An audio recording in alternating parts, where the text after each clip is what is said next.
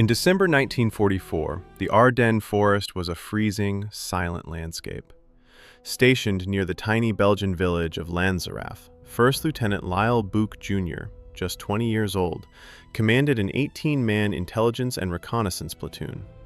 They were young, mostly untested, and tasked only with watching the line. On the morning of December 16th, Adolf Hitler unleashed his final, desperate gamble, the Battle of the Bulge.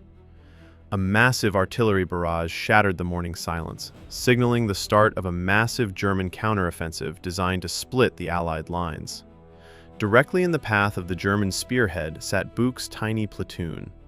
They were completely cut off from reinforcement, lacking heavy artillery support, and armed with nothing but standard rifles and a few light machine guns. From their well-hidden, log-covered foxholes at the edge of a wooded ridgeline, Bouck and his men looked down onto the village road. Emerging from the tree line below was an overwhelming force, a full battalion of 500 elite German paratroopers backed by heavy armor.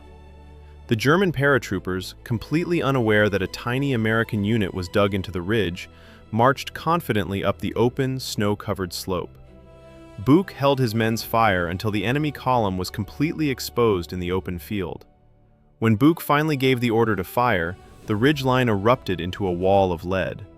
The unexpected American crossfire caught the lead German elements completely off guard, cutting down the first wave and scattering the survivors into the ditches below. The German commanders assumed they had hit a major American defensive line.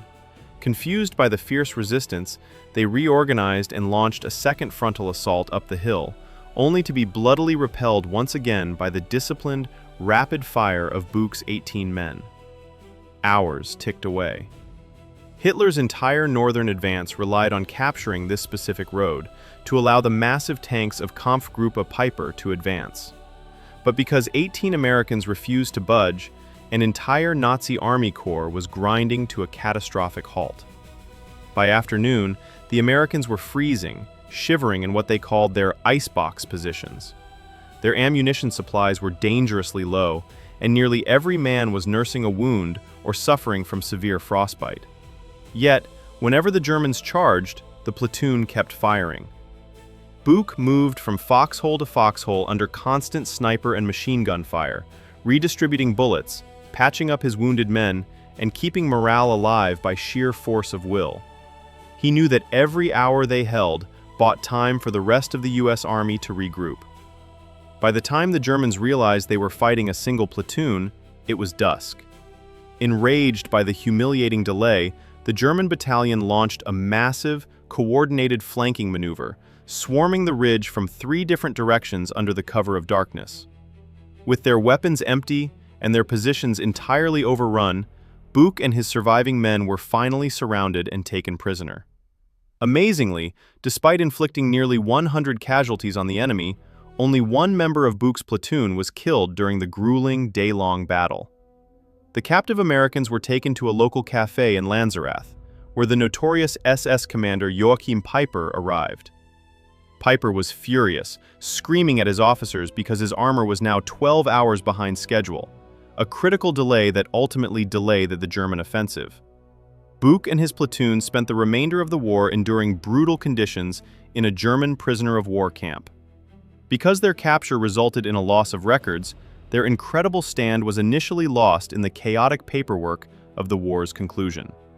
It took decades of historical research and eyewitness testimonies from both sides to uncover the full scope of what happened on that ridge.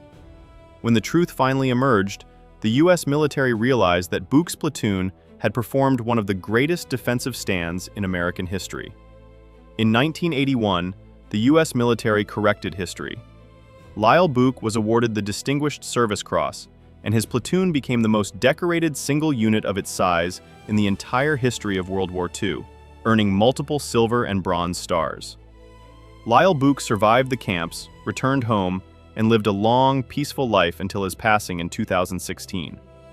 The snows of the Ardennes have long since melted, but the ground he defended remains sacred. The Battle of Lanzerath Ridge proved that tactical victory isn't always about the size of your army, but the depth of your resolve. 18 men, led by a 20-year-old commander, held the line when the fate of Europe hung in the balance. Their iron-willed icebox resistance remains an immortal testament to duty, valor, and the unbreakable spirit of the American soldier.